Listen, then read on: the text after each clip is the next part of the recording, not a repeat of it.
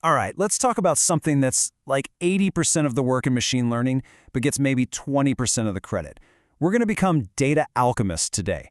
I'm talking about taking that messy, raw, kind of useless data you get at the start and turning it into pure gold for our AI models. This skill, it's called feature engineering. And it is, no joke, one of the most important things you can learn. So let's break it down.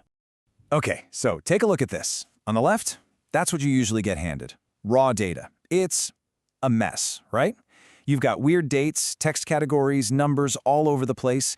A machine has no idea what to do with this. It's like trying to power a race car with crude oil. It just won't work. But then, look at the right. That's where we're headed. See how it's all clean and organized? And check out those new columns like age group and days since last purchase. Now that tells a story. This is the high-octane fuel our models are built to run on. So, is all this work actually worth it? I mean, really? Well, let's look at the numbers. If you just dump that raw data into a model, you might get something like 55% accuracy. That's basically a coin flip. Pretty useless, right? But what happens when you feed it those beautifully engineered features? Bam! You can rocket that accuracy up to 92%. We're not just talking about a small bump here. This is the difference between a project that completely fails and one that delivers massive value. So this magic we're talking about, it has a name: feature engineering. And really, it's about being a translator. Think about it. You've got the real world, which is messy and full of context, and then you've got the machine learning model, which only understands numbers and math. Your job with feature engineering is to bridge that gap. You're teaching the machine how to see the patterns that you, the human, can see in the data. And listen, this isn't just my opinion. It's a fundamental truth in this field. There's a great quote from Mohammad Pazeshki that just nails it. The success of all machine learning algorithms depends on how you present the data.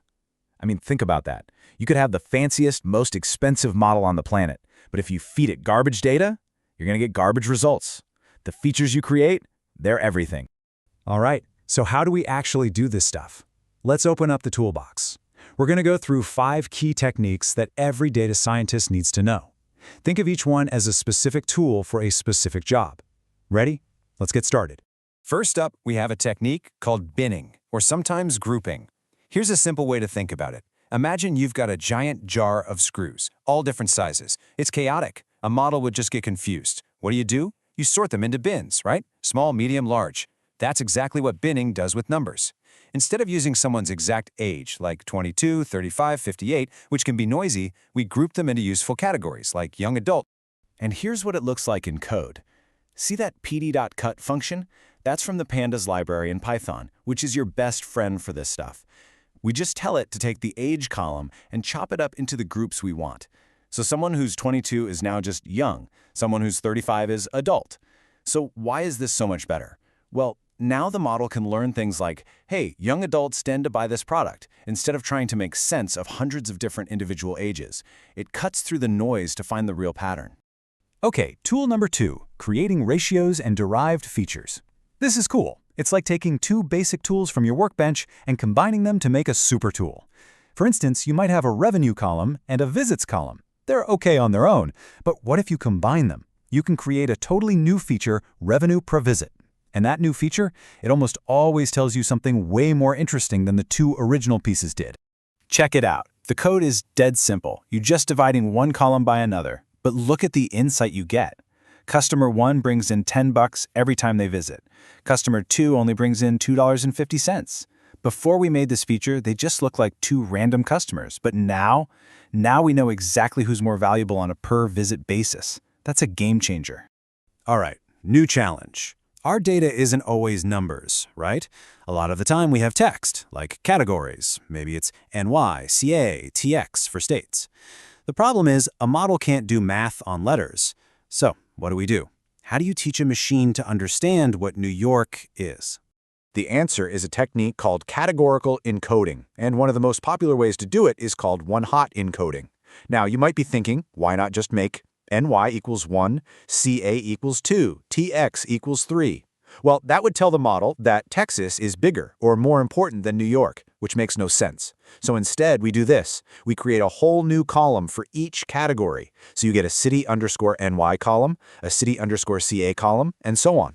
If the customer is from New York, they get a 1 in that column and a 0 in all the others. See? We've turned text into simple yes-no questions the machine can actually work with. Okay, next up in our toolbox is aggregation. This one is all about zooming out to see the big picture. Right now, our data might have, I don't know, every single transaction a customer ever made. That's a lot of detail. Aggregation lets us roll all that up into a few super powerful summary numbers. Like, instead of 1,000 little orders, we can just calculate one number, that customer's total lifetime value. And this is what it does. You see that group by command? We're telling Pandas to group everything by the customer ID and then just sum up the revenue. So customer 101, who maybe had dozens of little orders, is now represented by one simple, powerful number, $1,500 in total revenue. Boom! So much cleaner. All right, our final tool is a little more advanced, but it's incredibly powerful. It's called creating interaction features.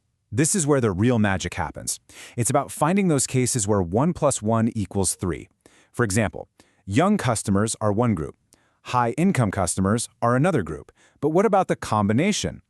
A young, high-income customer is probably a totally unique segment that behaves differently from either of those groups on their own.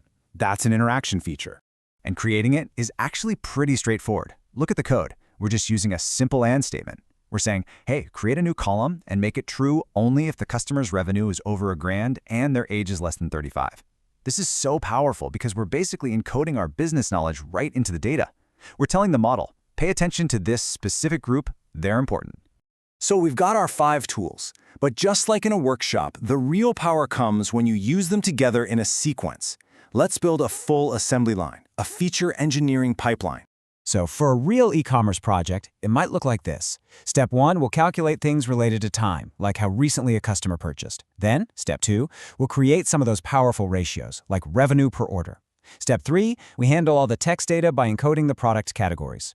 See how each step builds on the last? We're systematically transforming our raw data until, at the end, we have this perfect model-ready data set. Okay, so we did all that work. We went through the entire assembly line. What's the payoff? Let's see what happens when we compare our raw parts to our finished, high-performance machine. Remember this chart from the beginning? The raw data model is still stuck around 62% accuracy. Not great. But our model with the engineered features, a whopping 91% accuracy. This is why we do it. And this is the secret that a lot of people miss.